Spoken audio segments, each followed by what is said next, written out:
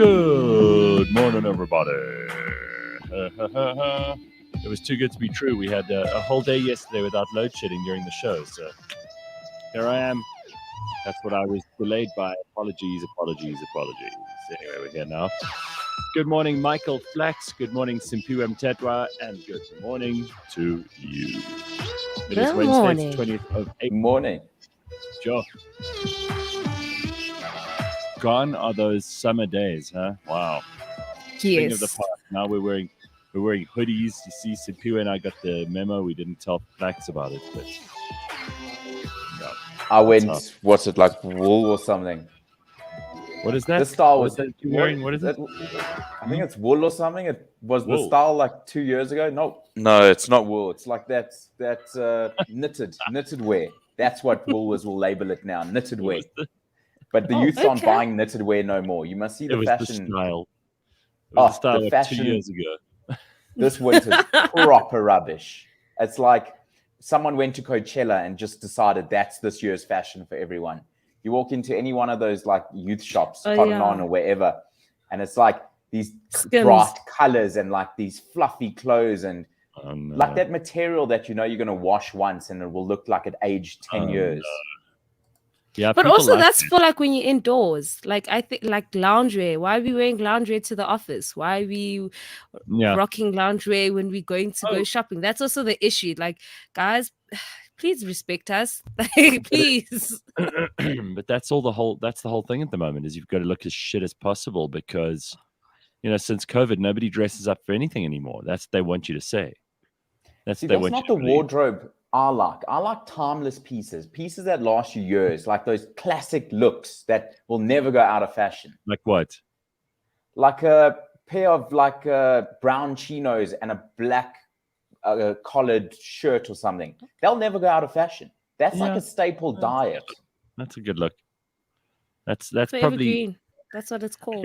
You know what? I mean, slowly it's starting to creep back. People are actually dressing up for things. So I don't think it's I don't think it's gone, but there is this thing that's happened where people are trying to look as shitty as possible. Like if you look at, you mentioned Coachella. Someone sent me a video of like all the things that happened at Coachella. And, you know, like I think maybe Bieber, who used to be your hero, Flax, I think he maybe started this, you know, look as shitty as possible. You know, get all the tattoos, don't wear a shirt, make your pants hang down at your knees. And I'm careful about like how much I criticize this shit because maybe I'm just a grumpy old man. But like people don't, they look like they're trying to look shit. I don't think it's just me. Oh, when they look like hobos with the dyed t-shirt or oh my gosh, and then it's like they buy clothes that already have holes in it and you're just like, wait, what happened? What is this? Like you went and bought this and this thing is not even complete. No. no, guys. Keep talking because then I don't feel like I'm the grumpy old man. Like, sorry, you see I was raised old school. You need to like, you know, look decent when you leave the house. Like I don't care, you can look like a slob indoors, that's fine, but outside at least like, you know, look decent. And decent is not always having to have your Sunday hat out, you know, and like a 3-piece suit. No, but it's just jeans and a t-shirt that A is not falling off your pants. Like that's number one. And B, you wearing like a t-shirt that's actually decent. Like it looks like it was washed and ironed. That's another thing. Like and hold its color. Like people leaving the house with clothes that are not ironed. No. Like iron your clothes. Like look presentable. That's all I'm saying. Yeah. Well, I do this thing once a year where, you know, like you start transitioning from your summer clothes to your winter clothes. Yes. Right. So I put a black bag next to my cupboard and anything I don't like, I put in the black bag straight away to give to charity in like a month once I've like the transition's complete. Isn't it amazing though? You end up filling up that bag really quickly and you think, well, why did I buy this stuff? I'm like removing those, as Simphiwe mentioned, those shirts with holes in. And I'm thinking, what was I thinking? Justin Bieber bought it, so I bought it. Right. And it's half clothing. And it just makes zero sense. It's like these long T-shirts that I've kept for years thinking, oh, this will come back in fashion. even if it came back in fashion, I would never wear it. It's not like a classic timepiece.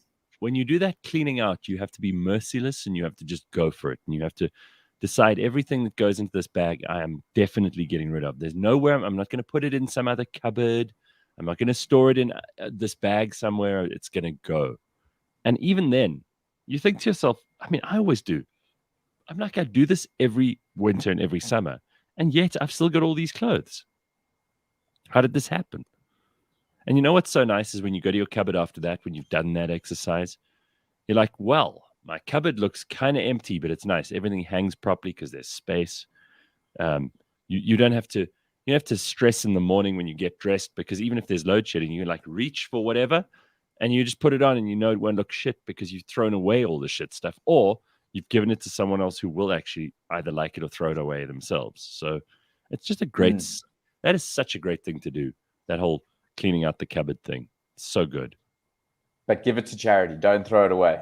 My new thing is, with all this clothes in the shops now, I'm starting to thrift.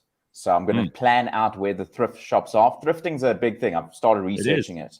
You don't just walk in there. It's a full day event. You're proper going through piles of clothes and having a look. So you plan out where they are, and then you go spend a couple of hours there going through the clothes. You're not going to find instantly, but you'll find some decent stuff. Well, we're going to make you do the guinea pig stuff for us. You're going to go and try it. And then if you get it right, the rest of us will follow. How about that? Yeah. Yes. It's all right. I've got to get to this because we can talk nonsense about clothes in a moment, but this is terrible. I saw this in the the comments. Carol says, Lyra had a stroke. She's so young. Could the COVID vaccines perhaps be starting to take their toll? Sure. I don't know if you can draw that conclusion, but perhaps the conspiracy theorists had a point. That's what Carol says. I don't know if it's that, but the story is true. So this is from Drum Magazine as of yesterday. Well-known and loved Afro-pop musician and songwriter Lerato Lyra Mulapo has suffered a stroke at 44 years old. In a statement by her management team, they confirmed that the feel-good singer had some health challenges she was dealing with.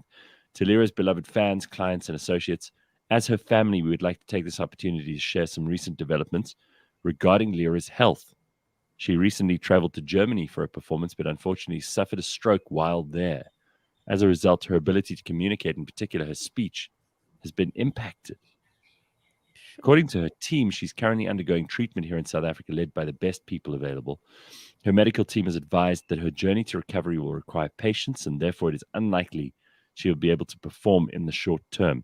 That said, she's in good spirits and is surrounded by her loving family and close friends as she journeys towards a full recovery. Sure.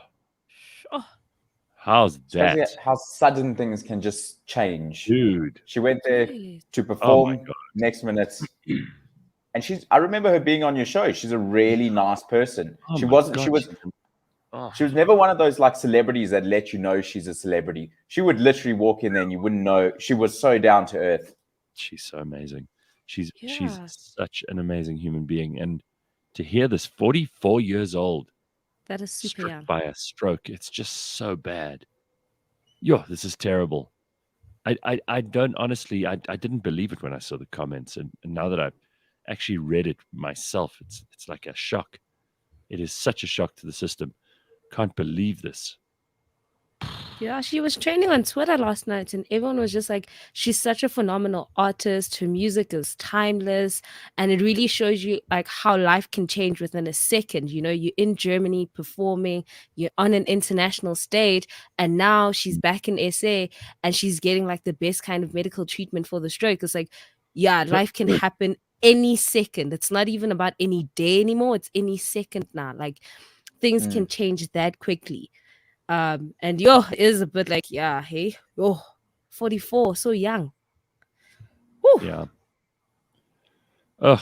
Anyway, listen, my thoughts go out to her family. It's just that's such a shitty thing to happen. And I don't know whether there's a link to any kind of medication she might have been on or anything else. I mean, listen, it's not unheard of that people in their 40s have strokes, but it is young. And I wonder, sometimes people when they fly, they get those deep vein thrombosis things.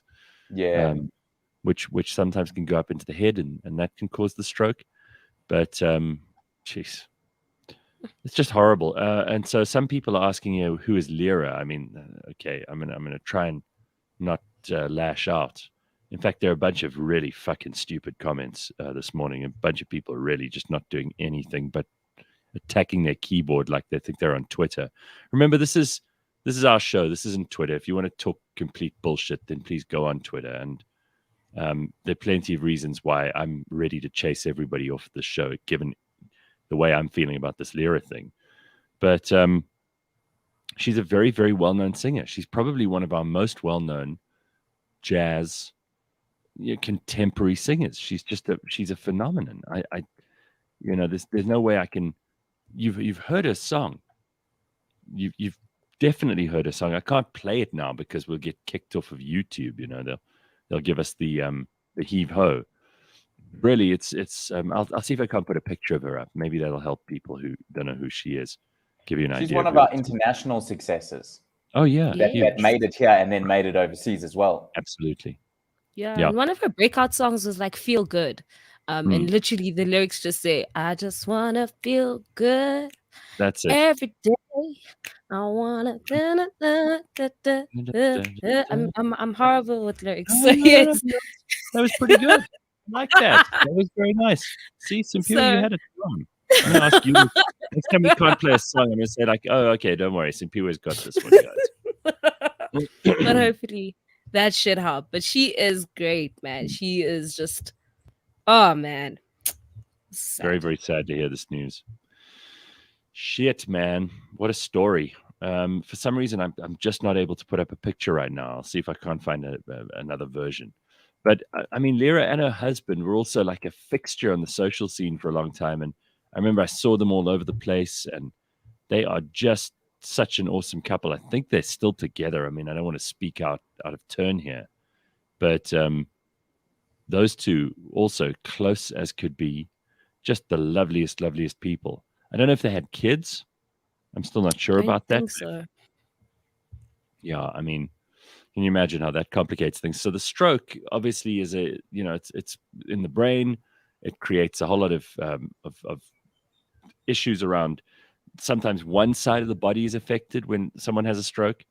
Sometimes the speech is affected, all that kind of thing. So, I mean, I can't find a picture to put up here. Maybe you can, Simphiwe. I don't know what's happening. Anyway, so a bunch of people also want to know. Here's some comments. Can you imagine? You can spend a whole week thrifting here in Cape Town, says Ethan. So the hub of thrifting is Cape Town. Was it not a thing in Johannesburg, but a thing in Cape Town? I think it is in Joburg too. I just don't know. I wouldn't know where you'd start.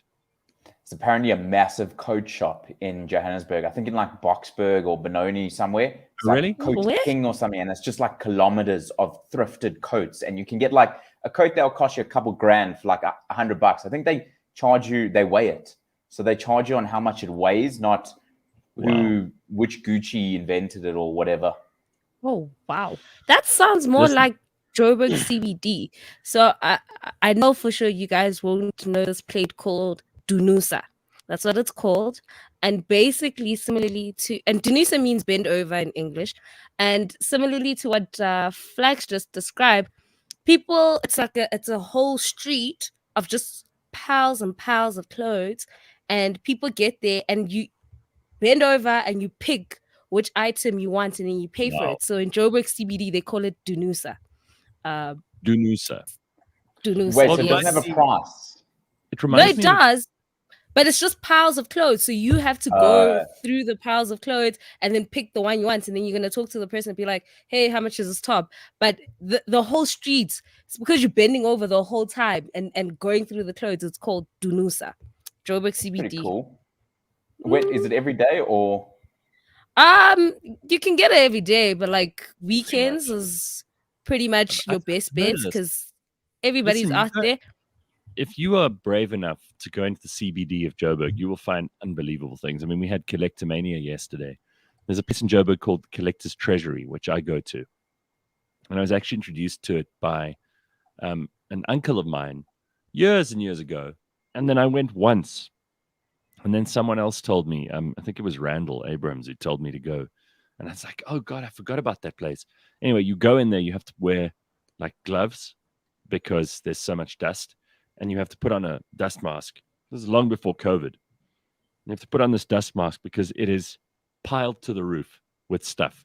I mean, if you're looking for books or if you're looking for old antique stuff, old records, pretty much anything you can imagine, you can go to this place. I think they probably even have some clothes and things.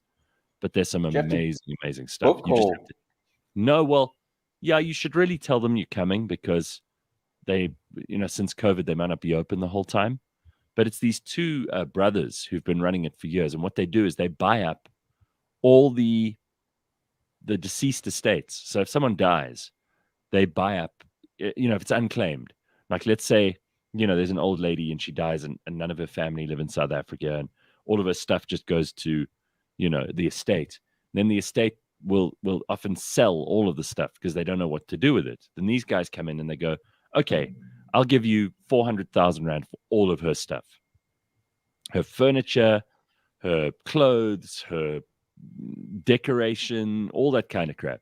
And then they go in and they buy all of that stuff for X amount of money, and then they sell it.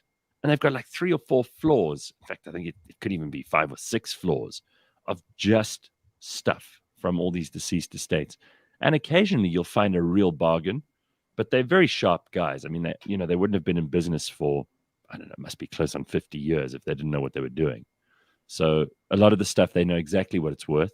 So you're not going to go in and go, oh, I'll give you 50 Rand for this, and it's worth like 5,000 Rand. They're not stupid. These two dudes. I could get into that. That sounds like a cool way, like a fun way of shopping. At the moment, I hate the shops.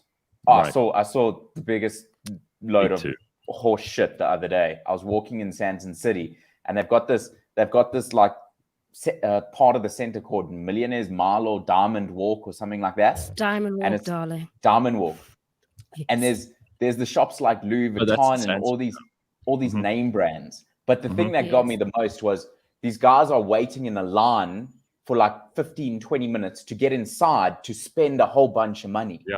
Like, you're obviously not that rich if you have to wait in the line.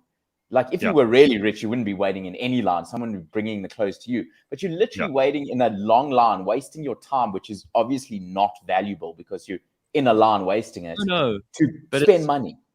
And you know what? Someone took a picture yesterday on social media, a friend of mine, of this couple who got onto those shuttle buses between the airports and the planes. And they got on there and they had 4 of those yellow Louis Vuitton bags, the shopping bags with stuff in them. 4 of them, this couple. And she was like, well, there's someone single-handedly propping up the economy. And I mean, listen, you want to spend your money on stupid stuff like that, you go for it. But just know you are being ripped off. Those are bags that are going to look like every other bag after 5-6 years. They're going to be worn on the corners. The handles are not going to look so great. And if you're going to spend, I don't know what those cost, like 60 to 80 grand each, or ridiculous. Depending on which season you buying, the size of it, if you're buying in a complete set, even the small the small ones that you can just like put your phone in, that easily starts at 15,000, like easily, and you're like, whoa. What? It's a waste of money. Such a waste of money. Oh, so I love Flax. Here's your store you're looking for. It's called the Coat Store. It's located in Benoni. Best thrift coats and cheap as dirt in mint condition. It's a vibe. People go there for winter like every year, but now's like the time to get in there. Don't wait for winter. Like, go before, as winter's starting. I'm telling you, this weekend's probably going to be packed, but you got to spend a couple hours there. Mapadima says, Flax sounds like he's talking about Dopa Dopa. That is in the Joburg CBD, and you need to get there at least at 6 a.m. before everybody else arrives. Otherwise, you miss out on all the bargains. So it also depends when you go. Like, you can't go month end. Don't do that. You can't go on the 15th. Don't do that. Yeah. You need to go like on the 10th because nobody has money and nobody's really like trying to buy new clothes. Best time to go. Yasin says there is a place at the waterfront called Louis Vuitton, also called Bend Over. You bend over and they do the rest. Ethan says, I think Gucci is Italian for bend over as well. Oh. These guys probably take the same material as everyone else and just they're better at marketing to make it seem expensive or something. I rate these clothes in the washing machine do the same as any other brand. They do. No, they made even in the same factory as like the same hoodie that Gareth and I are wearing. No, totally. That's the reality is that there's no difference in where they're even being made. Guys. You know, but here's the picture of Lyra. Sorry. Oh, thank you. Here's Lyra. Ah, there we go. She's a beautiful woman. I can't believe at 44 years old, she's had a stroke. You got to look after yourself, man. You have got to be super careful. Your health should be your number one priority because once it's gone, you cannot get it back. What a disaster. Just the most awful story. All right, let's look at some of the news because we mustn't forget there are headlines, all kinds of things going on. Of course, Durban and the KZN floods top of a lot of people's minds, and many, many people still stranded. You know, many people have not got a place to live. The KZN floods, the Durban port is apparently clogged with debris and faces a backlog of 8,000 containers. Sure. 8,000 containers are still behind schedule, and they're trying to get those sorted out. Do we know the cause, like why this happened? Was it a tropical storm coming from somewhere? I don't know. You know, it's actually that would normally I'd say stupid question, but I don't think anybody's actually looked at it and said, "Oh, this makes sense. This is why this thing isn't working." I don't know. So, and is this can't be the first time we've ever experienced floods? So, like, was there no contingency plan in place? Like, you know, somebody also asked me over the weekend. Surely the engineers know when they build a bridge or they build a highway that they must build it a certain way to make sure it's safe. The fact is that sometimes you do get these flash floods, these surprise floods that just ruin everything and they break all the records. Here, by the way, is Cyril in the port of Durban with obviously a news journalist and Pravin Gordon. And they're busy talking about all these containers that are still floating around or have been washed like kilometers down. Apparently, there were containers floating down where the N2 highway goes from the airport to Manzimtoti. That's where there were containers floating. So it's just an absolute disaster. Let me read you the story and just give you the rest of this quickly because it's a hell of a thing. So Pravin Gordon was speaking to reporters at Durban's port on Tuesday afternoon after conducting an assessment of the damage. Heavy rain last week forced Transnet to suspend operations as a precaution. The port has since reopened. Gordon said that backlogs still needed to be cleared at ports and that considerable damage to the rail network needed to be repaired.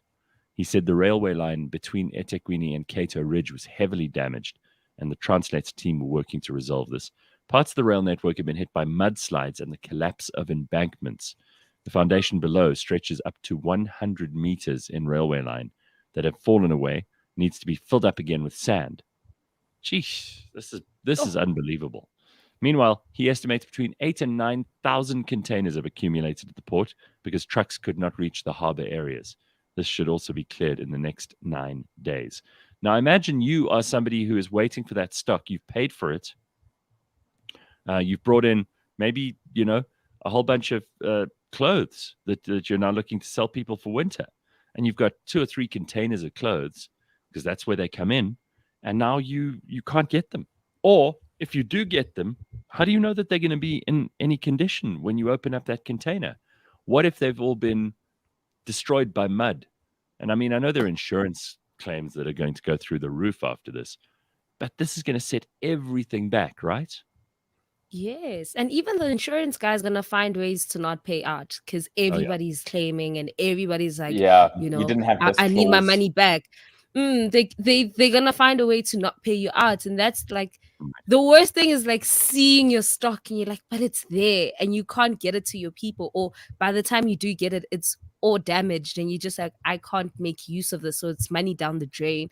And even if you have to restock, you're going to be waiting a while. So this is not even just affecting people now, it's affecting people like for the next 2-3 weeks, which is hectic. Before COVID and before the floods, I'd never heard of the state of disaster. Was it ever implemented before COVID? Yeah, we've had it implemented a couple of times, but never on the scale in KZN. And remember, these poor people in KZN have just they went through those riots not even a year ago. And now this. KZN is getting way more than its share of nonsense at the moment. So here are some interesting points. Mike says 8,000 containers equals 8,000 trucks. Traffic jam at Bayhead Road. Yeah. Wow. And the trucks can't even move. They can't exactly. Oh, guys. Oh. And to answer your question, fly it out. Let's fly it to Joburg. How are you going to fly? Isn't that expensive? How do you fly containers? We just offload the containers. We got cargo planes. Yeah, but how are you going to get the stuff from the port to the airport? The costs are going to be helicopters for cargo. Yeah, sure. Oh, now it's going to cost you 8,000 Rand a t-shirt. Well done. Take it out of the state of disaster budget or something. Oh, someone's taking that budget and it ain't going too good. We can afford No. Stupid idea. We'll strike that before we even have to talk about it. DK, to answer your question, Flax says, when water runoff planning is ignored, flooding is bound to occur. Dirty, unclean drainage systems do the same. Also, remember, people have been building houses where they shouldn't be building houses. There are certain parts of South Africa that were open areas because in a flood, those areas needed to be the wash-off areas. Those areas needed to be they need to handle the extra water. Now, because it's an open piece of land, people are like, if I build my house there, then I should be able to get to work easily because it's like, an hour closer to work than the other place I was living. So they build the house on this land, and then, it gets flooded. I mean, look at all our rivers. So our rivers are such a disaster in this country because when they flood, they always run over their banks and then they do huge damage. Whereas, 10 years ago, there was a flood plain that the river all the excess water could go on. Now that floodplain is being built on. So people's houses and factories and offices are being built right on top of it. So that's also part of the problem. DK pointing that out. Very, very good point. Apparently over 7,000 Toyota vehicles like Buckies and sedans have also been wrecked in that flooded dealership lot at the old airport. Amazing. Do we not have town planners in place to make sure this doesn't happen? Yeah, we do. But again, you know how South Africa is, Flax. If you pay the right person, you get a permit. Oh, you could build there. Just give me $500. That is true. It fathoms me. If the roads start flooding, no one questions why they're flooding, how did they flood, and then go back into what didn't happen that was supposed to happen. Look, you do get those 100-year flood lines, which is like they take the biggest recording or the highest water level that they can find over 100 years. And they usually say that if you're a couple of meters beyond that, then you should be safe. But you do get freak floods. And this, in some ways, this was also a freak flood. All of that stuff notwithstanding that we've already mentioned.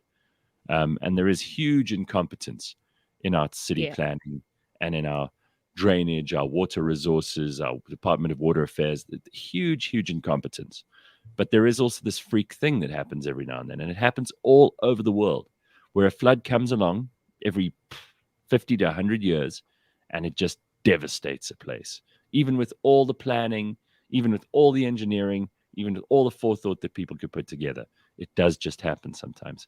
Speaking of those KZN floods, Charlize Theron has apparently been rallying for donations for KZN. SA-born Hollywood actress Charlize Theron, who maintains ties with South Africa through her charitable work, has launched a fundraiser in support of flood relief efforts in KwaZulu-Natal. And apparently she's been talking on Twitter. She's expressed her concerns that the devastating floods in KZN killed almost 450 people and displaced thousands.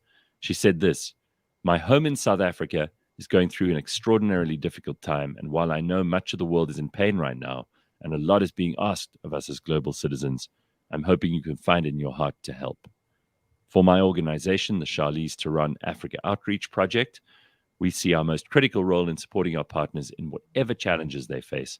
And right now, organizations in KZN are reeling, trying to support their communities however they can, as affected families desperately need food, water, and shelter, she said. So she's trying to help there, and she says that 100% of these funds will go directly to the effort. Please help by giving what you can. So nice of Charlize to be doing that. I have more faith in her foundation than I do in our government actually doing anything. Oh, yeah, definitely. Like, I have more faith. I'm like, yes, girl, I'm going to rally behind you. How much can I donate? How much can I help? Because I know you guys are actually going to do something, unlike our government. But I also saw a tweet that made me think, they're like, how do you plan for a funeral in a time like this? You know, there's people that have passed on, but you don't have a house. So the people that are surviving, they don't have homes, you know, and there's a backlog of like, you know, like a whole lot of bodies. And they're like, how do you even go about just planning a funeral in this time and telling people, you know, because you also still need to tell other family members. That was like, wow. Like, I didn't even think of that. Sure. No, it's horrible. All of this stuff is what is on people's minds at the moment. So if you are thinking about Cousin and Natal, you're not the only one. I did see the woman on TV yesterday. You know, I occasionally watch TV now because of and usually I'll be watching it on this, so not on the actual TV. You know, I'll see clips and things on the internet. And there was this clip of the woman who's in charge of the Solidarity Fund. And I don't want to be funny, but she's like a very old lady. She's a gogo. And this is the woman that they've got running all of that. And she's not the fastest off the mark. She even talks slowly. She's like, I'm like, we need someone with a little bit of get up and go in her. This lady's running the Solidarity Fund. So I don't know. I mean, I'm not going to judge it all. But when I looked at her, I was like, really? She's the woman? So let's just turn our attention to something ridiculous quickly. We've been on quite serious stuff this morning. Johnny Depp. Have you seen this case that's going on? I saw something about a headline on someone like pooing a bed or something, and then I was like, ignoring this now.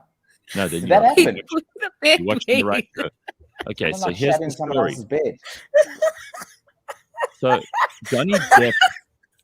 Johnny Depp's text messages to his doctor about Amber Heard are open, and people are hearing them. The 58-year-old actor told Dr. David Kipper that Amber, that was his girlfriend at the time, was using him for fame and success in her career. In the text messages that unfolded in the Virginia court, the Pirates of the Caribbean star said, "Hi, fuck man, had another one. I cannot live like this. She is as full of shit as a Christmas goose." He continued, "I'm done. No more." 4 exclamation marks. Constant insults released from a malicious, evil, and vindictive CUNT. 4 exclamation marks. You know what's far more hurtful than her venomous and degrading educational ranting? Her hideously and purposely hurtful tirades and her goddamn shocking treatment of the man she was meant to love. Depp's texts continued. Here's the real deal, mate. Her obsession with herself is far more important than anything. She's so fucking ambitious. She's so desperate for success and fame, he said. That's probably why I was acquired. She has hammered me with what a sad old man and sad old has-been I've become. Oof. This is terrible stuff to read. You know, Johnny Depp was probably one of the most successful actors in Hollywood at a certain time. Johnny Depp was one of the best-looking men in the world. Johnny Depp was respected by his colleagues. I mean, this is an award-winning actor. And this is how he's talking to his doctor about this crazy woman. Remember, the whole reason that there's a case is he's suing her for libel because she's completely ruined his reputation. She accused him of being like a gender-based violence, you know, misogynist, woman abuser, all of this stuff. And he, after being acquitted of all of those charges in open court, he is now going after her for $50 million over a writing piece where she confessed to being the subject of domestic violence in Washington in 2018. So he's not letting her get away with this. And he's going at her hard. What's the reason why we're allowed to watch this court case? Because I saw like clips of it, but like you don't see someone going to a traffic department and fighting a fine on TV. So American court is different. In fact, most cases in America, they actually allow the cameras to roll. So obviously, because it's a celebrity, it's a big deal. You remember the Oscar trial here in South Africa? They let us watch. Mm-hmm. So the court always has the discretion to allow people to film court proceedings and directly broadcast it to TV. And in America, it happens way more than it happens here. So we'll have to see. But you can actually watch this thing unfold. Congo Chris says, and I agree with him, this Johnny Depp trial is wild. It is a defamation case. So what does she do? She accuses him of sexual assault the day before the start of the trial. She is vile. Yeah, she's a terrible, terrible person. And I mean, you know, Johnny Depp is probably not without blame, but it seems to me this Amber Heard is just an absolute trash heap. She's a dumpster fire of a human being. Yeah. Didn't she date Elon Musk or like have kids with him? I don't know. She did. Answer. Really? I think it's Elon Musk's ex-girlfriend, Elon Musk, Amber Heard. Look it up. I'm so sure of this. Look it up. Amber Heard's threesome with Elon Musk and Cara Delevingne at Johnny Depp's house. That's the first news article that's coming out. What's that? Imagine Elon Musk is sitting there right now going, "Oh my God, I dodged a bullet. I'm so glad this is Johnny dealing with this, not me." Right? I can't picture Elon Musk in a threesome. He's like just on one thing at a time. Hey, dude, when you get to that level, that's the kind of thing you do for shits and giggles. You have to entertain yourself somehow. All right, we've got to stop there because we've got to get to Revix, and there is lots to talk about with Chris Beamish this morning from Revix. Another week of some very interesting moves in the world of cryptocurrency. There is a huge amount to get into, so here he is. Chris Beamish, how are you, sir? Good morning, guys. Very well. I just can't get that image up my head, Flax. That was crazy. Johnny Depp, Amber Heard, and what? Cara Delevingne. Yeah. Jesus, Johnny's house. What a scene. Wow. Can you imagine that? Sure. Yeah. Wow. Let's all take a moment to just breathe that in for a second, because you need some time. All right. Okay. Now we can talk crypto. Crypto. So, Chris, some people, I follow a bunch of people on social media just from the point of view of cryptocurrency. One of them was saying, "Oh my God, guys, here it comes. Bitcoin's going to tank really badly. It's going to drop below $28,000 a Bitcoin." And he had me convinced at one point I needed to sell everything. Right. Tends to happen on Twitter. And of course, you know, this is the problem. If you listen to morons on social media, thank God I didn't do it. I mean, I'm not that much of an idiot. But I see Bitcoin, it did drop down below 40,000, and now it's back up to 41,313 as of this morning. Mm-hmm. What is fueling all of this speculation online? Because there's always speculation. And who do we know we should trust and believe, and who do we know we should stay the hell away from when it comes to our money? Geez, that is such a difficult question. I mean, in terms of who to stay away from. But if you knew the answer, if you knew the straightforward answer to that, you'd be a billionaire, and I'd be listening to you every day. But I mean, there are signs. There are like certain things that you could pay attention to that will help you to distinguish the nonsense from the good. I mean, I generally try to see if somebody's got an agenda before actually taking their opinion as truth. For example, you'll find a lot of the time when like sentiment on Twitter or just social media in general is incredibly bearish about the markets. You're actually generally quite close to the bottom. For example, like when that guy was tweeting, we're probably sitting at that 39,000, and we've actually just rebounded off of there now. But you also see the opposite of that happening when you're like Uber driver, for example, starts saying you need to go and buy some random cryptocurrency. Okay, I need to take some chips off the table. Right. So there's a little lesson in there for sure. I mean, it's also because human beings are always hoping that they got the inside track, right? Everybody thinks, well, as you say, if my Uber driver says, Bitcoin's going to rally, it's going to be a great week for Bitcoin this week. A part of all of us, no matter how clever or stupid we are, no matter how informed we are, or how cautious, we go, maybe I should take a little gamble. Maybe this guy knows something that I don't. Yeah. Right. Yeah, exactly. Exactly. Everyone's keen to roll the dice a little bit, but I mean, yeah, same advice as always. Keep it small, even if that urge is just you have to. You just keep it small, keep it safe. But yeah, there's been some interesting stuff going on in the market lately. And to answer your first question there, that it's kind of at the whims of what's going on in the global economy. I mean, for example, nobody would have predicted the floods going on in KZN. And I mean, it's horrific what's going on there, but that's had a massive effect on the Rand. We've seen the Rand weaken very significantly yesterday. Yeah. I mean, markets around the world are just going crazy at the moment. I mean, even so, the United States have started raising their interest rates, for example, which generally means investors move away from riskier assets like crypto and stocks, and bonds and gold tend to do well. But gold's been pretty disappointing and bonds have been getting absolutely killed. So nobody knows where to really put their money nowadays. So you've seen like global investors just have no clue right now. Yeah, I mean, let's just talk about this quickly for a second. The pound is now 19.49 to the South African rand, and the dollar is, I think, just under 14, right? Just under 15. Just under 15, quite right. So, I mean, people are a little bit, 14 rand 95 is what it is for a dollar right now. So, I mean, people are justifiably concerned because also you see these things happening. You see, people losing huge amounts of money, people gaining massive amounts of money.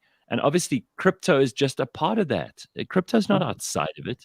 Crypto is not inert. You can't expect crypto to just stay exactly where it is while everything else is going like this. So, I mean, what we've seen recently is, I mean, crypto is a risky asset. You can't ignore that. I mean, although Bitcoin was intended to be this uncorrelated, like ultimate safe asset because it isn't tied to a particular economy, although that may be true in the long term, for now, it's still acting very much like a risk asset, like technology stocks. So we've seen when like Facebook and Tesla and all these other stocks have been selling off, Bitcoin's been trading with a pretty high kind of correlation to those. So it's been following them very closely. So you could just tell based off of that traditional investors see it as a risky asset.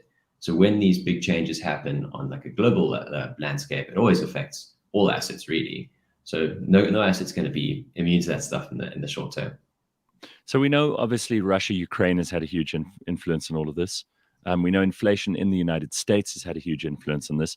Obviously, COVID, we're still feeling the tail of that because, people trade kind of ground to a halt. We forget just 2 years ago, everything stopped 2 years ago around this time. And there's a huge backlog there. So how long do you think it's going to take us to shed these ugly events that are going on at the moment and to get back to normal? I mean, are people projecting a resurgence in the US economy at any point? That's what Biden was promising people when he got elected. Was he just talking nonsense? Do you think it's going to take years? And do you think we just got to... Politicians often talk nonsense, to be honest with you. But I can't give an exact kind of timeline. I mean, if I was, it would be a proper like little just thumb suck, to be honest with you. But what's going on at the Federal Reserve, which is the American Central Bank, they're kind of hinting at them tightening economic conditions. So everyone must actually kind of like tighten up their belts a bit. So they're basically hinting that they're going to start changing these conditions, which has scared a whole bunch of investors because there'll be less spending and activity in the economy. But generally, them hinting at it is actually more effective than them actually doing it. So we've already seen those kind of effects being priced into the market, and the intended results already been achieved. So maybe they actually won't go ahead with it. Maybe they will. We don't really know. But ultimately, regardless of the economic conditions, you should just stick to your saving, be disciplined, try not to like go and blow money on weekends, and just keep on with your life and just keep your head down and keep working hard. It's so hard to do that though, man. I mean, especially when you feel like, the whole market's so shitty anyway. I might as well just go out with my friends this weekend and spend some money. It'll make me feel better. Okay, so give us some general advice. This is one of the reasons we like having you and Sean and Brett and everybody else on from Revix, is because people are looking at where they can invest and maximize their money, where they can take, 10 Rand today and at very least have it still be worth 10 Rand tomorrow, but preferably be worth 12 Rand and not worth 8. Yeah. Well, I mean, like I said earlier, it's not a very easy time to be investing or looking to invest. But I mean, personally, I have been looking into crypto. I mean, I was in the traditional finance space and then stumbled across crypto as this ultimate solution to what all the crap that's been going on. The reason I'm looking at crypto at the moment is because the global landscape's not looking that great, but these assets technically aren't tied to a specific economy right now. So what happens with American taxes shouldn't actually affect Bitcoin in the long term. Maybe in the short term it does, but in the long term it has no effect on it. So I've been looking at this recent dip to add some Bitcoin, Ethereum, some other kind of Ethereum-like assets like Luna and our soon-to-launch Avalanche. Just because I think it's a great opportunity to actually just continue saving into them. Really like the sound of these assets. All right. I mean, you mentioned local stocks and people always talk about gold as well. I mean, you guys have got those options in your portfolio of various diverse investments. And I encourage people to have a look. No one's going to be able to tell you what to do with your money. You've got to make those decisions yourself. And sometimes you make a really good and very lucky bet. And sometimes you just have to be extremely cautious. You have to take less money, try it out. If you feel like it's a good asset, buy some more of it. If you feel like it's a rubbish asset, buy a little bit less of it. And I think that probably is, part of what Sean always bangs on about. Diversify, diversify, diversify. Therefore, if this side goes up, that side will compensate. And usually that's what people like to do. So what is this new one that you're talking about? Avalanche. Yeah, Avalanche it's quite a cool one. To explain it as simply as possible, it's very similar to an Ethereum-like cryptocurrency. It has smart contracts, and you can use code and build up like applications that you can run on the internet, and people can use open source, or anybody can use them. Except it's different to Ethereum in the sense that it has 3 blockchains in one, which just sounds crazy, but all that really does is allow it to actually do. It makes it a lot more scalable and a lot faster to use than Ethereum. So it's quite an exciting new technology and new kind of evolution in these cryptocurrencies. So we're quite excited to have it on the platform on Friday. All right. One of these days, we're going to have to explain to everybody. And I mean, I can't even explain this to myself when I'm feeling at my absolute best. And I'm like, yeah, I can do this. Is to explain why, in the long run, Bitcoin is going to slow down as a processing as a means of kind of keeping that decentralized ledger, updated. Every single transaction requires a huge amount of programming speed and productive time and effort and calculation and all of that stuff. And ultimately, it's like a snake that gets longer and longer and longer. But we will get to that on another day. I don't think we can get there today. Sure. Chris, this has been really helpful. Tell us about the new promotion running at the moment. Is this the Avalanche one? This isn't the Avalanche promo just yet. I think we'll be doing that after we've launched. But the promo we've got at the moment is a really cool one. If you refer a friend, we've actually doubled our referral rewards until the 30th of April. So if you refer a friend, you get 300 Rand plus 300 Rand worth of Revix rewards, and your friend gets 400 Rand too when they successfully sign up and invest in any product. So it's a really cool way to get people intro, just a little kick in actually, start your investing journey. If you have family and friends and they're not in here yet, this is the way to get them involved, and you get some free money yourself. It sounds like a good deal. You can find out more by going to revix.com, Revix.com, and you can also sign up for free, verify your ID, add some funds, select a bundle of your choice, and people like Chris and Sean and Brett and all the other good guys at Revix will help you figure out your way into the world of crypto investing. Love it. Thank you, Chris. Cheers, guys. Have a great day. Thanks. Good stuff. Nice to see you, man. There you go. There's Chris Beamish from Revix.com. All right. Michael Flax is with us. Simphiwe Petricca is with us. It is 7 o'clock. CliffCentral.com. Don't go anywhere. Got another hour for you on the way.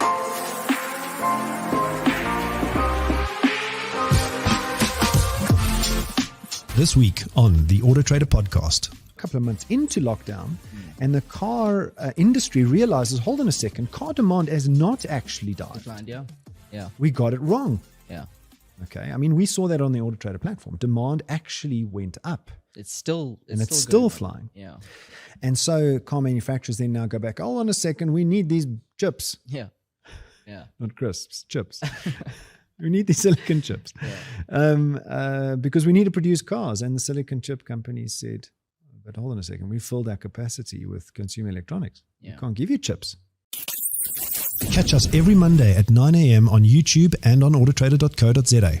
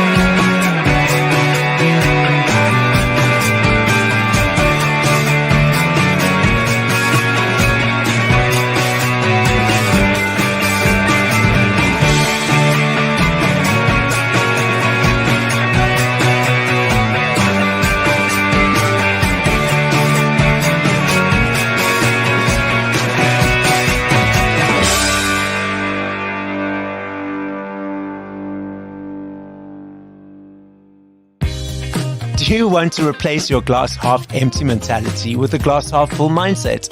I'm Barrett Edelstein, and I present the Optimal Optimism podcast here on cliffcentral.com. Be empowered with practical tools around body, mind, food, exercise, and more to create a positive and abundant life. The Optimal Optimism podcast is made active by Virgin Active. We have got some very, very cool stuff coming up for you in the next little bit. I'm extremely excited about this. We're going to be talking to Jesse Clegg, but also Nicholas Petricca, who's from Walk the Moon. You know the band Walk the Moon? Shut up and dance with me. You know those guys? Did not know it was called Walk the Moon, but I know the song. I thought it was like... I know, that's what's so embarrassing about you, Flax, is that you don't remember the it's a really good song. It's an awesome... They've got a bunch of songs. I mean, that's just the one that most people know, off the top of their head. But we'll be speaking to Jesse Clegg. We'll speak to Nick Petricca in just a little while. It is 7:05 on the 20th of April, and we've got lots of other good stuff to talk about. 420. Oh, my God, it's 420. Man. By the way, that means that today is the deadline for Twitter to decide whether or not they're going to accept Elon Musk's offer on their hostile takeover. Did Elon Musk pick 420 for like the reason? Flax, no, Twitter.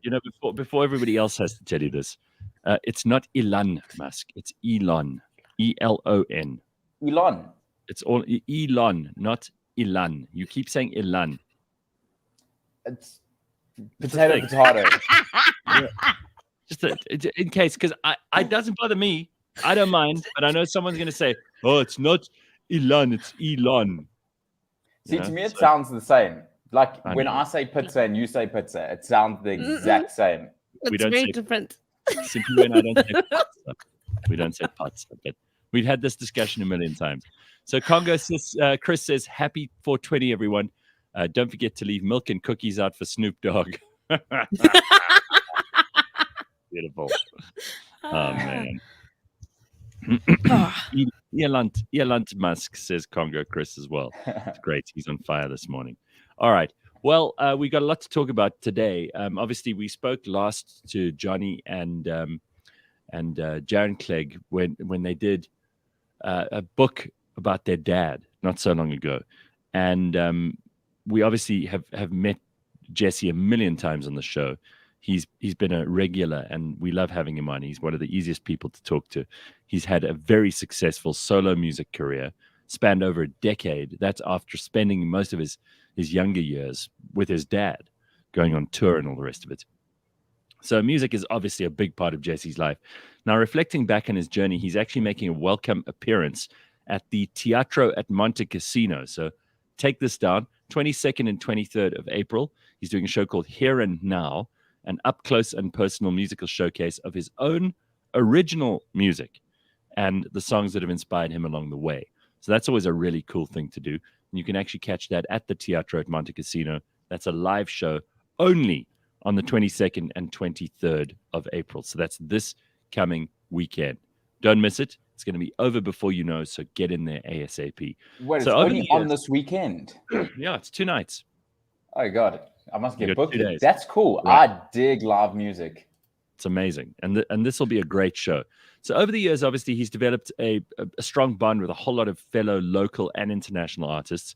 And the special concert will see a number of guest appearances by musicians who have inspired and have played a pivotal role in Jesse's musical career. So flying in, especially for the show this morning, we have Nicholas Petricca, who's from the critically acclaimed band, and a band that everybody in the whole world has heard.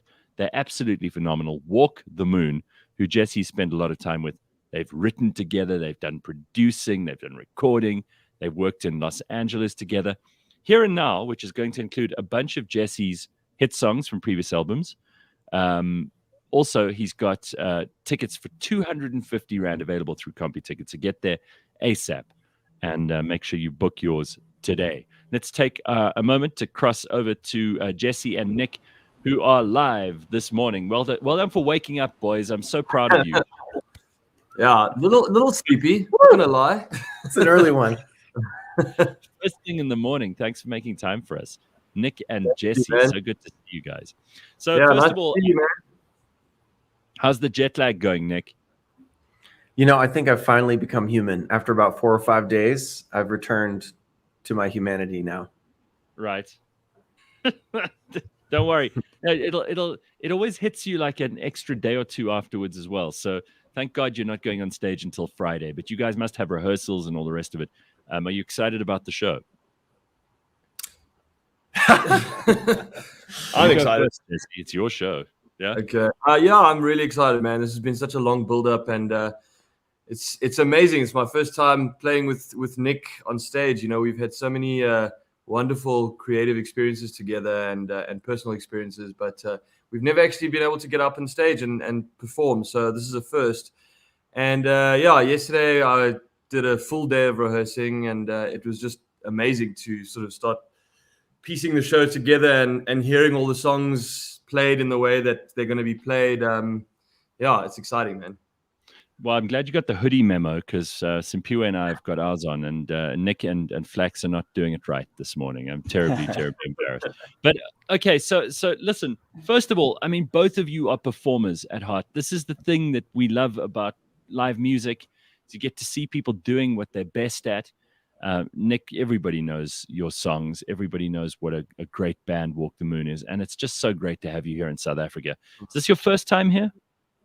It's not my first time here. I actually came once a few Novembers ago, like 2017, I think. I came through and actually got to perform with Johnny Clegg at Kirstenbosch in Cape Town.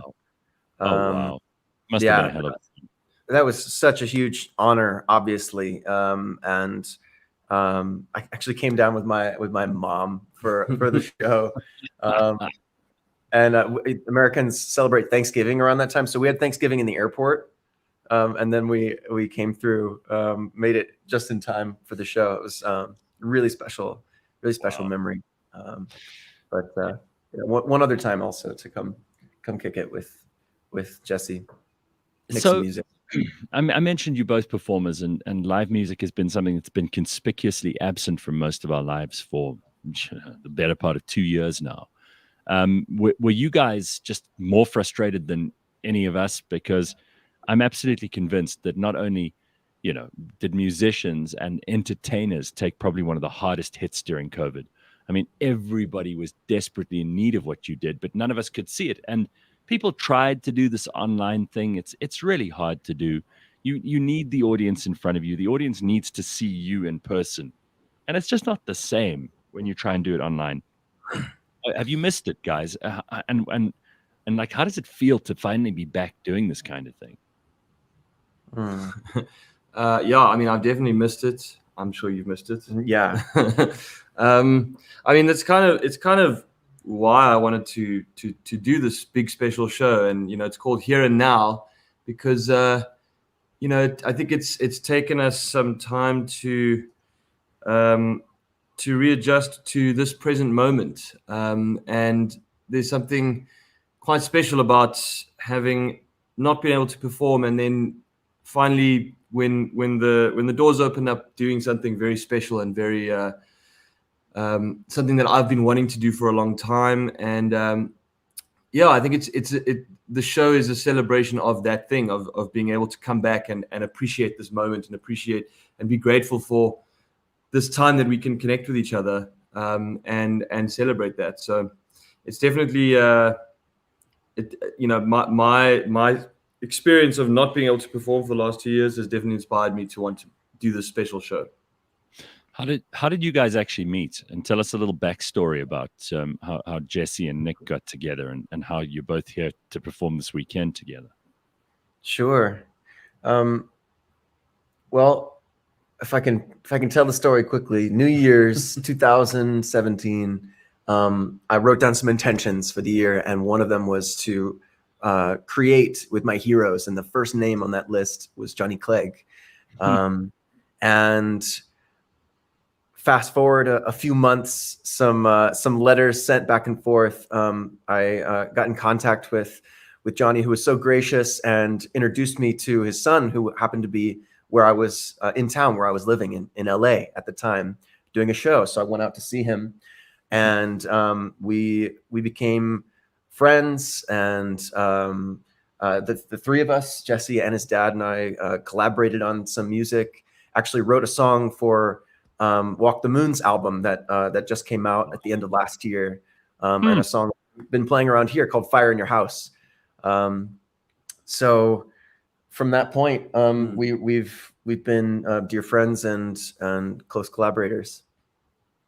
Yeah, that's, first of all, it's really cool that you got to do that with Johnny, and obviously we've spoken to Jesse, and just recently we spoke to you and your brother about your book that you guys have put together with all those memories of your dad, and I'm sure that's done really well because people really miss him, and it's a way of connecting to him. And the great thing about you musicians, you guys are luckier than the rest of us in this way, is that even when all of you have gone, we can always connect with you through your music. It's an amazing thing that the rest of us don't have, And how's the book done, Jesse? And what's been happening in the kind of legacy area around your dad's music since we last spoke? Because there's always stuff going on, right?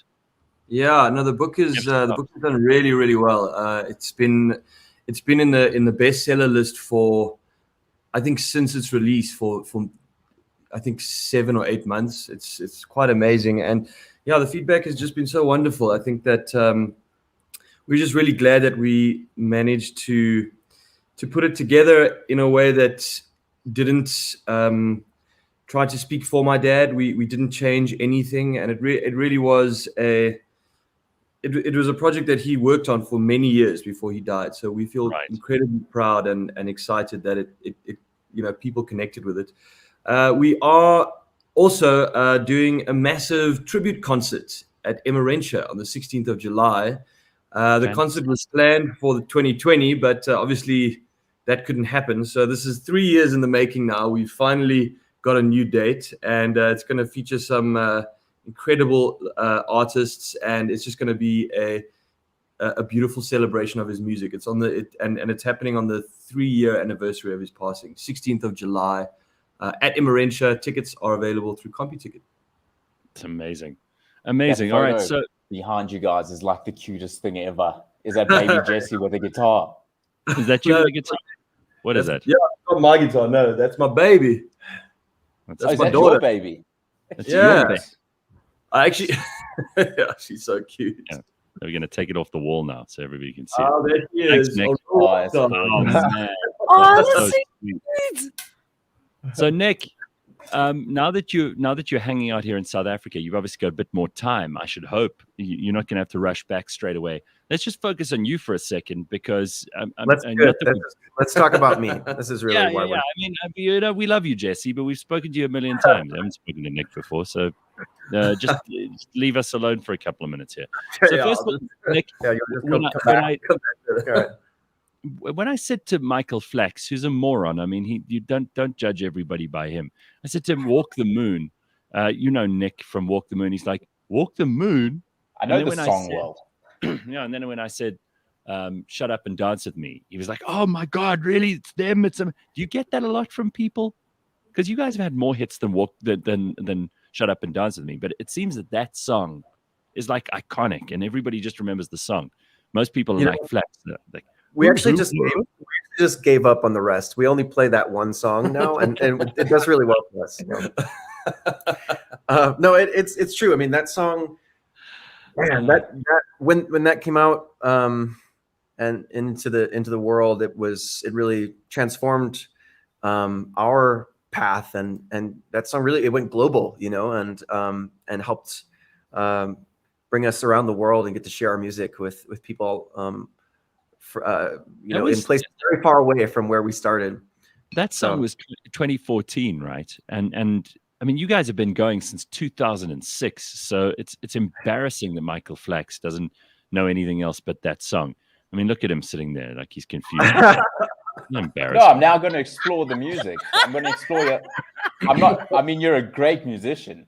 It's just I haven't explored your other albums. Like a deer in the headlights. It's just unbelievable. No, it's amazing. I mean, the hope is that that it becomes, the gateway drug, right, to the rest of our music.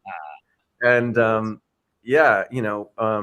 it's been, sometimes it's a weird little I don't know, like if people know the song before they know the band. Well, back then maybe I was a little worried about that, but now it's just like whatever. If that's what you know, and then it introduces you to the rest of our world, then great. And yeah, we've just released this new album, Fire in Your House is probably my favorite song on the whole record, is the one that Jesse and his dad and I wrote together in LA a few years ago, and that's so cool. Came together for this record. So it's a really I see hundreds of thousands of views already on Fire in the House, so it's all happening online.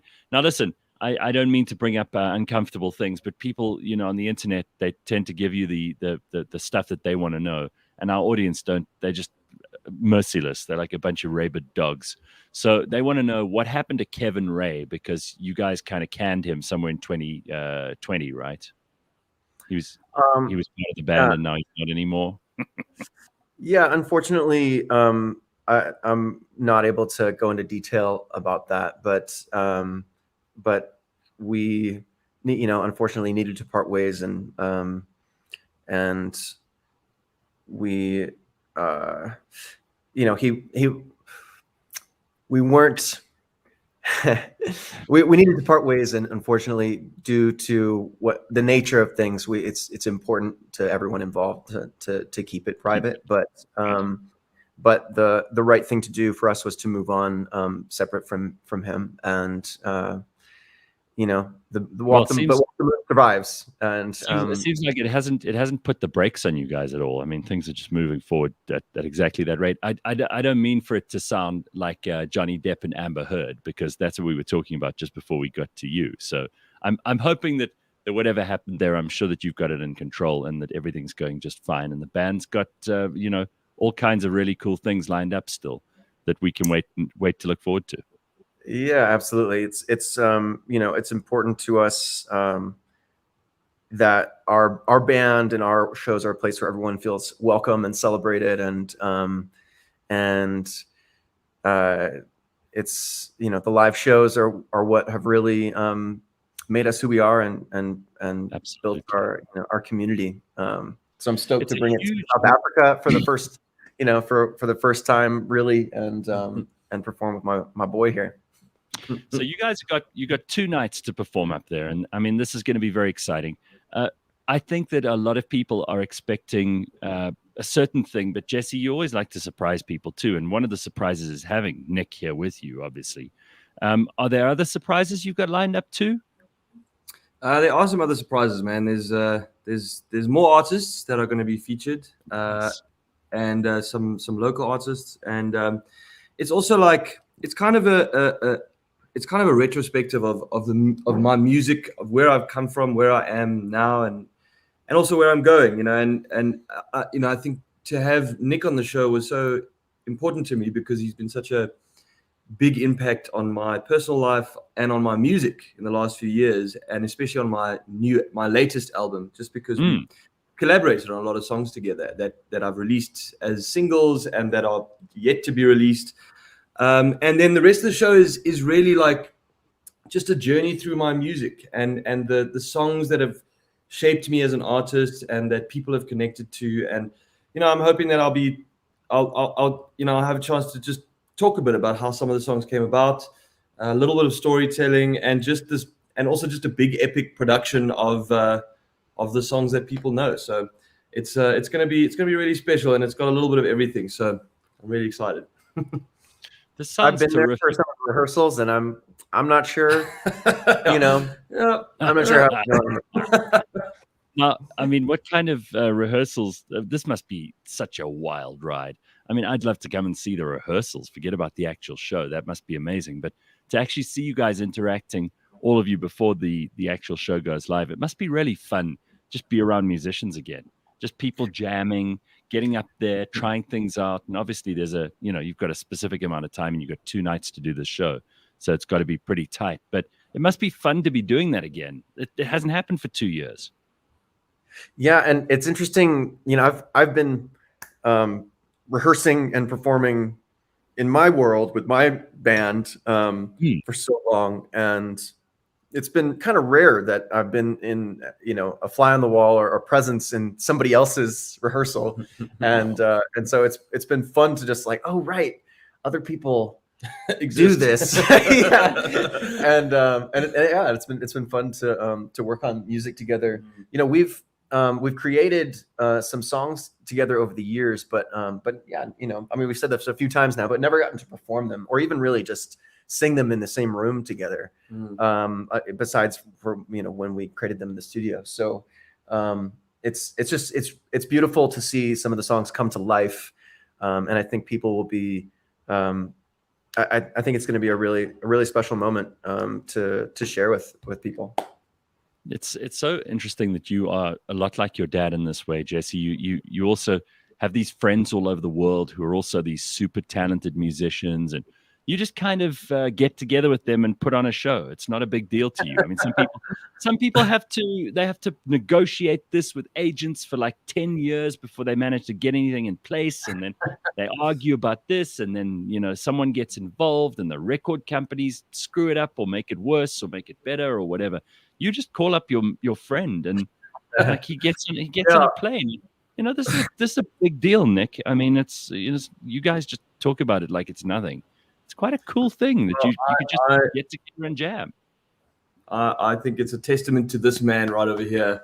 Wow. We've been friends for a long time, and you know, it is a big deal, man. And it's taken a lot of planning, but it really is Nicholas's amazing generosity that he wanted to be here and he wanted to be a part of it, and it's a testament to who he is and our friendship and the connection that we've had.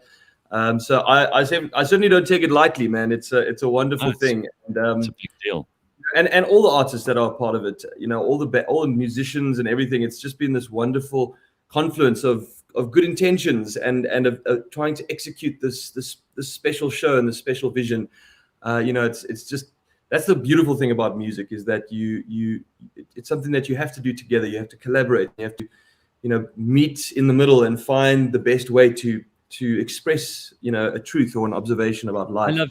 I love the fact that there's going to be someone in that audience on Friday and Saturday. They're going to arrive there and think they're just coming for Jesse Clegg, which is great enough on its own. That's the reason they bought the ticket, right?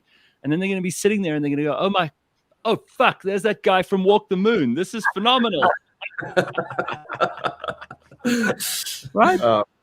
That was very sweet, Jesse. It's not, you know, it's a joy, and it's a gift. It's a gift to me to be able to come down, and like, our friendship has been so powerful, and it's, you know, it'd be awesome if we were only just friends, but we also create music together. We're also, you know, working on new ideas, and you know, experimenting, and it's a very there's a lot of reasons to be here. Okay, it's not like it's just for the bubs. It's for his cute. It's for his adorable child. That is really the reason. That's why he's here. Yeah. That's the reason I'm here.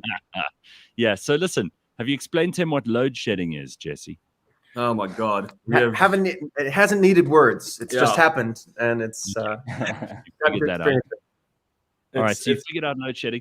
You also realize you haven't come at the best time of year. I mean, we've pretty much had nonstop rain, and it's been cold and shitty. And you've just left the cold. I mean, as cold as LA gets, compared to the rest of the place.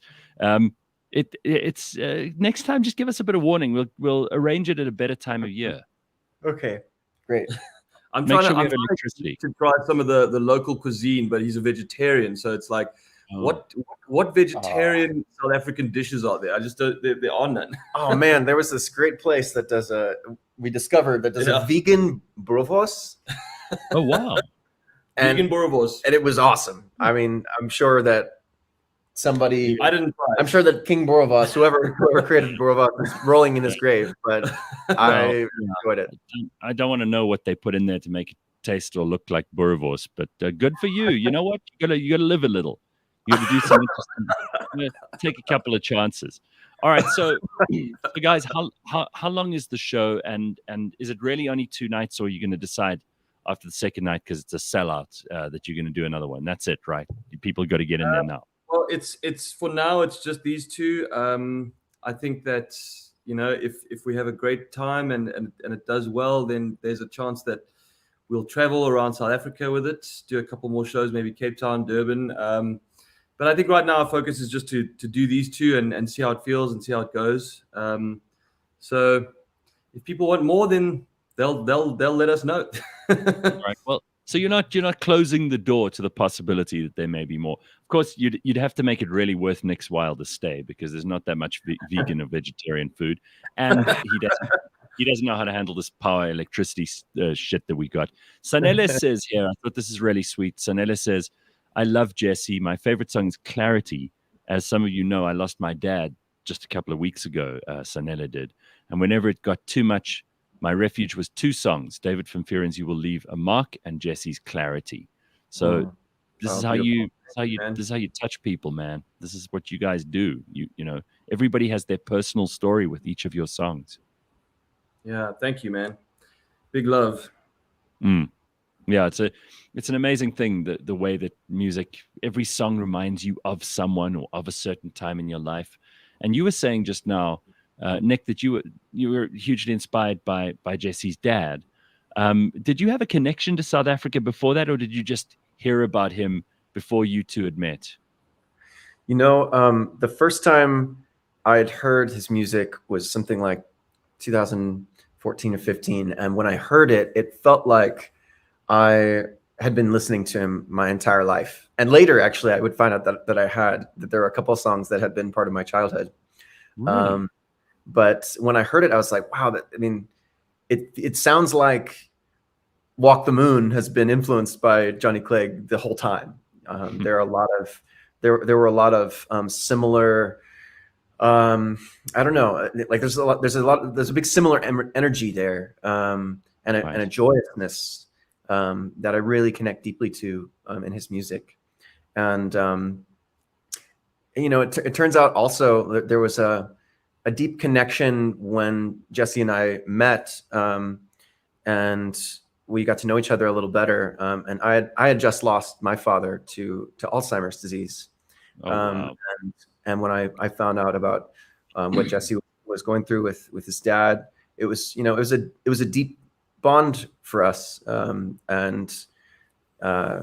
something that's this sort of terrible rite of passage that we were both experiencing, and yeah, through the deep pains and sorrows of life, like that's where music, the power of music really comes through, right? So That's such an interesting reason for people to also come together, because they say all kinds of things about how you really only become a man when your dad dies, and it's such a tough thing for so many people. Sanele's gone through it now. You guys have both been through it. Some of us still have that to look forward to, in inverted commas. It's not something anyone looks forward to, but it is also, it is a rite of passage, as you rightly put it. And thank God you can create music. You both make such beautiful music, and I wouldn't like to categorize any of your stuff as being all happy or all sad. But when I think of both of you, the music is very live. It's very upbeat. It's very positive. It's optimistic. It's not sad stuff. So it's interesting that music, despite the things that you're going through, can sometimes tell a very powerful story by being uplifting, even if it's about subject matter that is not necessarily, the yay, we're having a good time stuff. Sure. I mean, I think both of us do impart to our upbringing, and what the values that our parents raised us with, and lucky to have had that influence in each of our lives. That those moments are not without their beauty, and not without value, to really teach you something important about what is good about life, and what is the reason to be here, the reason to stay and experience it all. Well, I do hope you're going to stay and experience a bit more of South Africa this time, and that you don't have to rush out straight away. And who knows, we may have a Walk the Moon concert at some point in South Africa. I mean, yes, I would love that. Yes, we would all love that. Let me add everyone else's voice to that list, so that you know that you've got huge support in this country.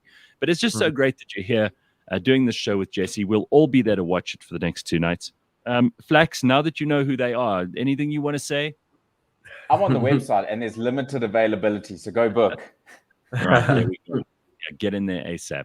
Listen, Nick, Jesse, thank you both so much for your time this morning. I know it's a shitty thing to ask anyone to be up, but it looks like a beautiful day outside for a change.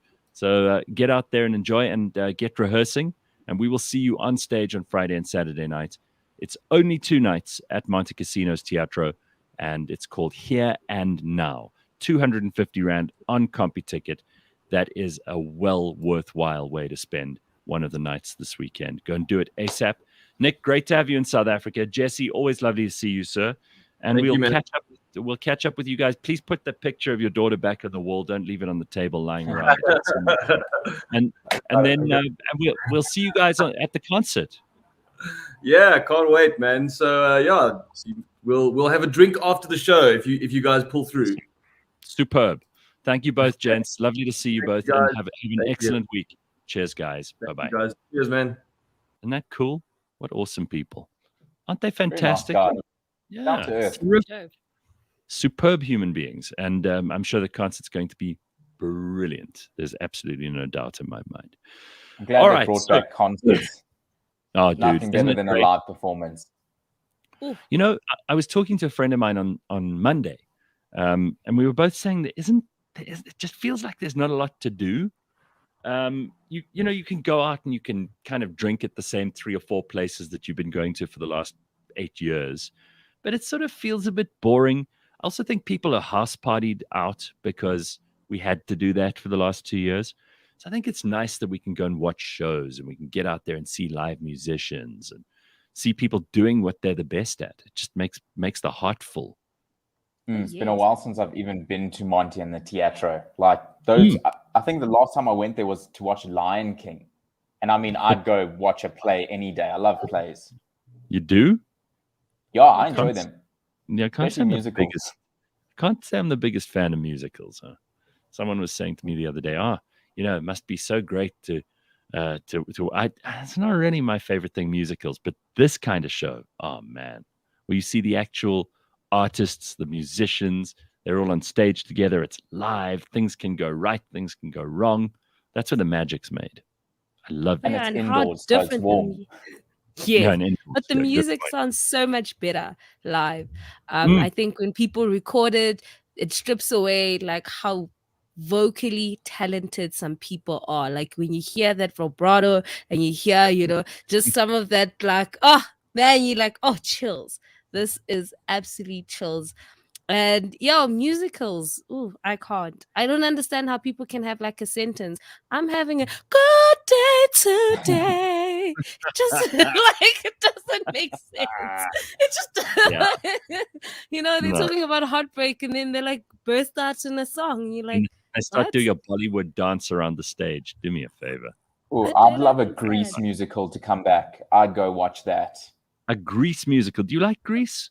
I like Grease. And what was the other one? Hairspray. I really enjoy Hairspray. Okay, that wasn't too bad. I did watch Hairspray and I was like, okay, it's not too bad, but I just can't get over people mid-sentence or like just in the middle of a heartbreak and they're just like singing, tonight's gonna be the best night.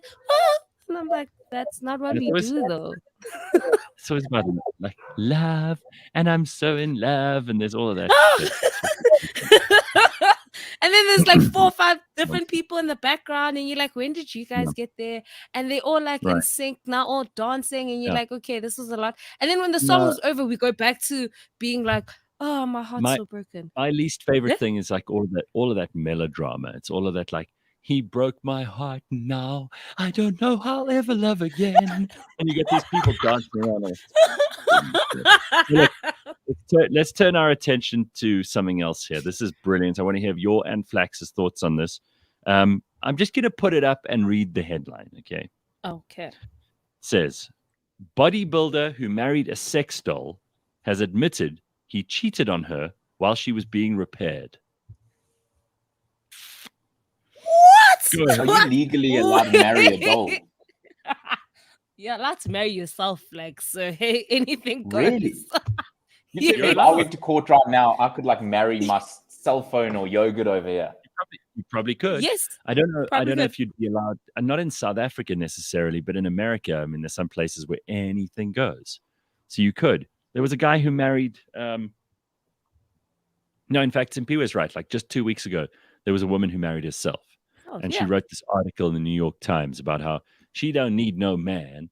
She don't need no woman. She don't need no anything. She just needs her. She's totally happy on her own. But she still needed to get married to herself. So there's still, like, she's still putting up a bit of a show. She's like, well, I don't need anybody, but I still need to be married to somebody. So what do you make of this? I mean, is it cheating? Forget about whether or not you can marry a sex doll. Is it cheating if you take your sex doll in to be repaired? By the way, that's a whole other discussion. What happened to the sex doll that it needed to be repaired? Is it cheating if you send your sex doll in for repairs and then you cheat on her with another sex doll? Because I don't think it was a living human. It was another sex doll. Oh, yes. Oh, yes, yes, yes. I am fighting for the rights of all sex dolls. He cheated. He's a good-for-nothing brother. Why could he not keep it in his pants until she came back from repairs and being maintained? No, no, no. Okay? All the times he's been with her and she's been faithful to him. Okay? And he could not wait. I'm sorry. He's a cheater. Okay? He needs to... Like, I apologize. He's a cheater.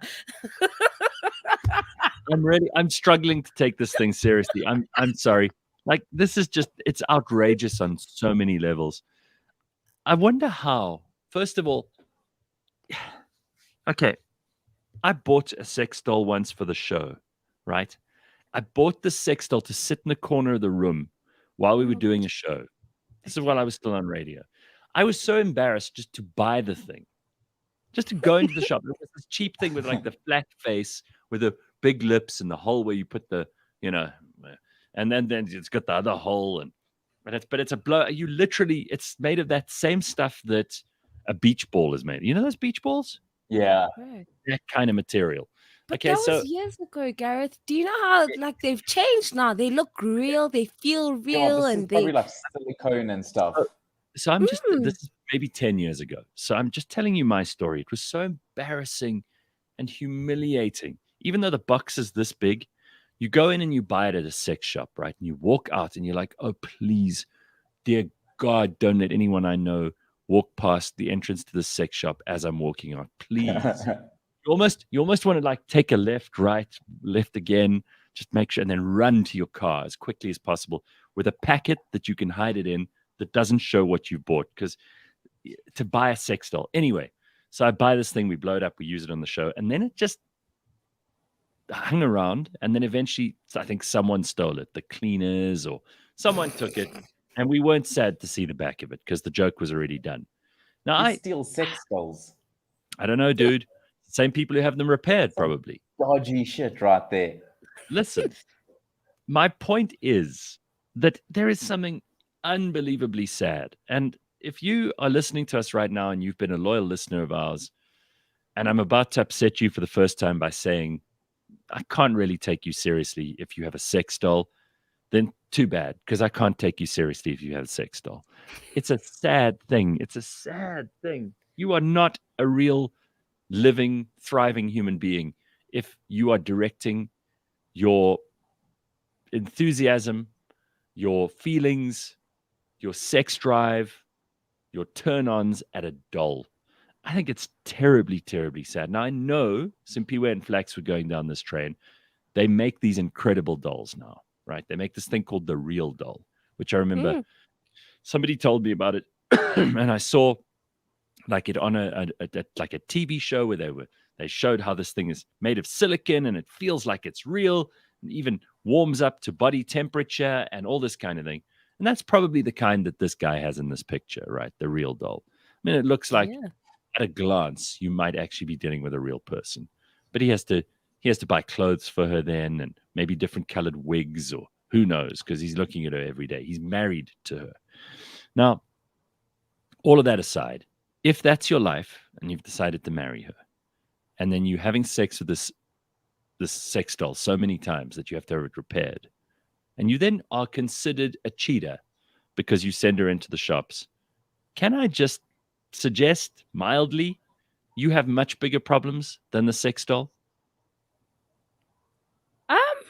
Maybe, you know? Yeah. But I don't know. Different strokes for different folks. Like maybe he likes the fact that he doesn't need to ask for permission for certain things. It's always consensual, and that's the best thing ever. And it's just whenever, however. Because these sex dolls are quite incredible. They can do motions as well. Now there's like sounds, and it's like a full-on show, but you also pay a whole lot of money for it. And I think maybe for him, I don't know. I think that's what turns him on. Like that's his fetish, and we can't really judge, Yeah, some of the he's comments, not having multiple partners, so I guess that's safer. Some of the comments are brilliant this morning. Ricebeck says, "I wonder what they talk about when they're together." Pollution, plastic pollution, plastic pollution in the ocean. Rajesh says, "Little does he know she cheated on him while in the repair shop with a cordless drill." Oh God. Congo Chris says she has a name, Gareth. She's not just a cheap thing. Cancel Cliff Central. Oh my God. Yasin says it wasn't a sustainable relationship. Oh my God. My thing is like, does he introduce her to friends and family when they come over? Because this is his wife now. So like, is she stationed at the living room, and then when guests come over, hi, this is Olivia, meet my wife. Yeah. And they're all like, hi, Olivia. That is like the picturing if a mate did that to me at like a dinner party and he was like dead honest and brought over a doll and was like convinced this was his wife or they were married. I mean, I'd dig deep. I would go with it. I wouldn't call bullshit till the end. I'd really want to know answers here. But I'd have my jokes. Like if it was one of those plastic ones like Gareth mentioned, I'd be like, does she take your breath away? Just like little one-liners throughout the night. Oh, Flax, you're on fire this morning with this stuff. Oh man, I would ask, how much did she set you back? If you're showing her off like that, like how much did you spend? Because I've seen like one sex doll can be like 28,000 rand, and that's like, not even the most fanciest of them. So I'm like, if you had guess it, how much are you spending? Because damn. All right, the real doll sex doll costs Let me just see this. I can't believe I'm looking up this stuff. I'm looking this up. It's going to be in my search history. Okay. Adele is a 5'3", 160 centimeter full body sex doll. She sells for 59,886 rand. Nearly 60 grand. Yep. It's cheaper to buy a ring and put it on a real person, like marry a real person. Yeah. Well, this is my whole point. Yeah. And you're telling me that you can't listen. In this economy, you'll be able to find a real person for under that, and you'll be able to pay them, even if it's just transactional, even if it's pure like, I'll pay you just to be with me because I'm such a lonely, sad loser. Here's what that doll looks like for 60,000 rand. And you could see it's fake. I'm sorry. It doesn't matter how. And it might feel like the real thing, but it's not. That's 59,000 rand, that doll there. It's called Adele. She looks a bit awkward. That's a whole I wonder what her lot of name doll is. right there. Yeah, I wonder what her name is. Is this like, Her do they real have name? like stripper names, or do they have like proper like human names? You know, So, like this is According Olivia to Pope. the site that I've found called Venus Love Dolls, right? This one, you can pay a deposit, or you can pay in full, or you can pay. You're paying monthly installments for a doll? You can do monthly installments. So you have financing options, people. They have financing options. That's what they have. Oh my You know what God. confuses me with this image here is Oh my this God. is obviously modern technology. Like to produce a doll like this, modern technology. Have a look at the phone in the back. Oh no, it Yeah. looks like there's old things. Like this is trying to appeal to like an old man. Right. It's Yes. like a new, It would young, be fresh model. It would be for an old man. I mean, I don't think a young man is going to be so lonely and desperate. Or maybe if he That's is, when he's I one of judge those you. incels. So apparently, if you buy that doll that I just showed you now, you get an extra head for free. You could choose one of these different heads, and you get one extra head for free. So you can actually have two. Basically, you have two different women in your life then, and you get to choose between H1 and J9. Those are the options on the screen at the moment. Oh my God! Wow. The definition of be his peace. Like, You see, Yeah. guys, see what happens. Now, once you go down this rabbit hole, just like everything else on the internet, now you're going to suddenly find that there are all kinds of combos. You can get one with a skin tone that you like, so you make it slightly darker or lighter. You can have bigger eyes, smaller eyes. You can design your own kind.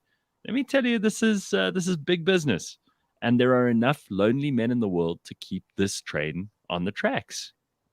So It's a weird trend. I think we need to cancel this one. I think it should be cancelled. I'm with you, Flax. I think this is probably bad for humanity in the long run. I think when you have a sex doll or Amber Heard as an option, go Amber Heard. Leave the sex doll. Ooh, listen. oh, that's a good. Close. I That's think you might close. want the sex dog. You just might, you know. The sex doll's not gonna tell everybody that you abused her and then sue you and try to embarrass you publicly. The sex doll you just put back in the box and put her back in the cupboard and ignore her. Although, I mean, I still don't find that particularly appealing. So here Carrie says objectophilia. Ooh, Or okay. object sexuality refers to individuals who tend to develop strong romantic attachments. The term came to light when a 45-year-old American made headlines for marrying a train station. Yeah. Yeah. Like, Marry a train station. Can I just allowing say? this? Hey, it happens. Can I just say, like, when I was in Internet Cliff Central, Dory and I came up with this term: crazy shit white people do. And I promise you, Caucasian people do the craziest things, like marry a train. And then there was another lady who married an entire building. And I was like, what? Like, who does this? Who wakes up one morning and looks at a building and is like, we were meant to be. You are the love of my life. Yeah. And I get so fulfilled just looking at you. And you've... I think there are certain people who are screwed up enough to get into that. I'm telling you. There's someone that's like engaged or married to the Eiffel Tower. I saw it come up on like one of those like soap TV shows those reality shows. And she was like sitting on the Eiffel Tower saying it's the love of her life and this. And I was just like, what? I almost bollocks. think humans have got to a point now where they're trying so hard to be different that they actually are. Now they've gone full on into like stupidity mode. Like it's now completely stupid and ridiculous. They're not even trying anymore. They're like, I'm going to fall in love with my lamp just so I can end up on BuzzFeed for 15 minutes and people will know my name. I mean, just think about that bodybuilder who fell in love with his sex doll. There's no way that he's going to walk into the gym the next time he goes in there and everyone's going to laugh at him. They might not do it openly, but as soon as he walks out of the room, they're like, that's the guy with the sex doll. It's embarrassing. It's so weird. Can you really walk into like the magistrate's court and just pick an object and marry? You tell me if I was in there with this keyboard over here, I could marry it. I dare. Clearly. Clearly. Yes, as long as you have the money to pay for the papers, clearly, like it's happening. They're not stopping you. This is why when people say to me, because I'll sometimes get emails from people and they're like, they don't really want to be in broadcasting or they don't want to be in podcasting or whatever. They just want to be famous, right? You get people who just want to be famous. And I said, okay, I got a range of options for you. None of them involve working for me. Number one, marry a keyboard. Because you will be all over the news tomorrow. Everybody will be talking about you. If you want to be famous, that's the kind of shit you have to do. Go on a cruise ship and set your hair on fire and jump off the front of the ship. Those are the kinds of things that get people famous, but they're not things that you'd be proud of. They're not things that 10 years from now your kids will go, that was my daddy. I'm so proud of him. He jumped off the front of that cruise ship while his hair was on fire and he obviously didn't make it, but he lived long enough to be able to say that he loved us, and that's all that matters. Same goes for the guy who marries the keyboard. You could do that, and you will be famous for tomorrow for 15 minutes, but then everyone is going to remember only that thing about you. And the one thing that you don't want to be remembered for is something dumb like marrying your keyboard. Can we not do it that you have to have a passport to marry, or you have to have an ID book or birth certificate?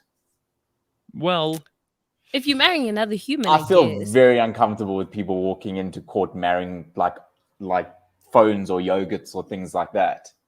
Well, yogurt. But it communicated. The yogurt, it's the way it looks. There's a timeline, right? So yogurt would be almost like that's really like dating because you can't marry it because it's going to go off eventually. Mind you, hang on, that's just like you marriage. Date your yogurt, but you marry your keyboard. It was love at first sight, and then you had to eat it. Oh my God. All right. I think we're scraping the bottom of the barrel now in terms of like horrible things you can marry. So I think we're going to leave it there. Flax, it's good to have you on again, dude. Nice to see you. Thanks for having me. As always. always. A blast. Yeah. And have a good week and keep warm, everybody, because it's not getting any warmer. I think that this is going to be the entree to winter that none of us have been looking forward to. Simphiwe, we'll see you tomorrow morning. We've got tomorrow and Friday. I mean, tomorrow's already Thursday, Friday. Then it's 2 more short weeks after that. So pretty much April's a write-off. If you were thinking you were going to get anything done in April, good for you, but you were deluding yourself. You're fooling yourself. It's not going to happen. All right, we'll see you tomorrow at 6 a.m. bright and early. Cheers, everybody. Have an awesome day this Wednesday, the 20th.